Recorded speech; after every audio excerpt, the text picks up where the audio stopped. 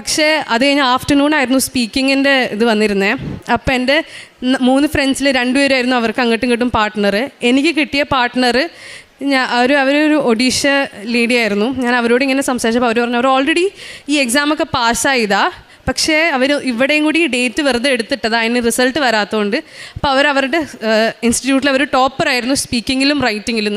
ഇത് കേട്ടപ്പോൾ എനിക്ക് ഫുൾ എൻ്റെ ജീവൻ പോയ പോലെയായിരുന്നു. ഞാൻ ഇനി എന്ത് ചെയ്യും കർത്താവേന്ന് ഓർത്തു. ഞാൻ പക്ഷേ കുഴപ്പമില്ല, എനിക്ക് പറ്റും എന്ന് പറഞ്ഞിട്ട് എൻ്റെ ഫ്രണ്ട്സൊക്കെ അവരിരുന്ന് പ്രാക്ടീസ് ചെയ്യുമ്പോൾ എനിക്ക് പറ്റണില്ല. എൻ്റെ മൈൻഡ് ഫുൾ എനിക്ക് പഠിക്കാൻ തോന്നുന്നില്ല, എനിക്കൊന്നും പറ്റണില്ല.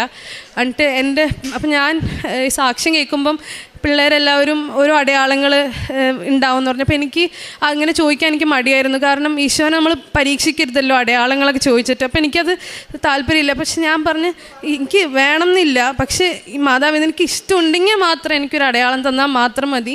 എനിക്ക് ഇഷ്ടമുണ്ടെങ്കിൽ ആ എക്സാമിനർ ലൈറ്റ് ബ്ലൂ ഇട്ടാൽ മതി, അല്ലെങ്കിൽ വേണ്ട, എനിക്ക് ഇല്ലെങ്കിൽ എനിക്ക് പ്രശ്നമില്ല, എൻ്റെ വിശ്വാസത്തിന് ഒരു ഇതും അതില്ലാണ്ട് വരില്ല എന്ന് പറഞ്ഞു.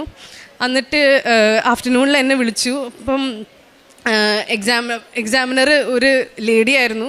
അവരുടെ കണ്ണ് ഭയങ്കര ലൈറ്റ് ബ്ലൂ ആയിരുന്നു, അവരിട്ടിരുന്ന ഡ്രസ്സ് ലൈറ്റ് ബ്ലൂ ആയിരുന്നു.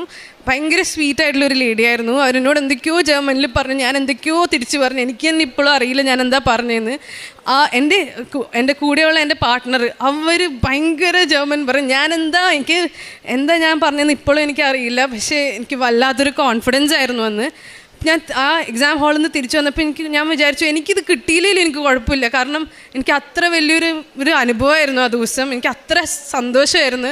എനിക്ക് ഒരു ടെൻഷനോ ഒന്നുമില്ല. എനിക്കിത് കിട്ടിയില്ലെങ്കിലും എനിക്ക് കുഴപ്പമില്ല. എനിക്ക് ഭയങ്കര ഞാൻ മാതാവിനെ നേരിട്ട് കണ്ടുപോലെ എന്തൊക്കെയോ ഒരു ഫീലിംഗ് ആയിരുന്നു. അങ്ങനെ എനിക്ക് December 24 എൻ്റെ റിസൾട്ട് വന്നു. എൻ്റെ 4 ഫ്രണ്ട്സിൽ എനിക്ക് മാത്രമാണ് ഫസ്റ്റ് അറ്റംപ്റ്റിൽ 4 മൊഡ്യൂളും ഞാൻ പാസ്സായത്. എനിക്ക് അന്നത്തെ ദിവസം മാത്രമല്ല, ഫോളോയിങ് വീക്ക് എവറി ഡേ രാത്രി എനിക്ക് ആരുമില്ലാത്തപ്പോൾ ഞാൻ ഒറ്റയ്ക്കിരുന്ന് ഞാൻ നന്ദി പറഞ്ഞിട്ടുണ്ട്. ഒത്തിരി കാര്യം ഞാൻ നന്ദി പറഞ്ഞിട്ടുണ്ട്. ബിക്കോസ് എൻ്റെ ലൈഫിൽ ആദ്യമായിട്ട് ഇങ്ങനെ ഒരു ഇൻ്റർവെൻഷൻ നടക്കുന്നത്.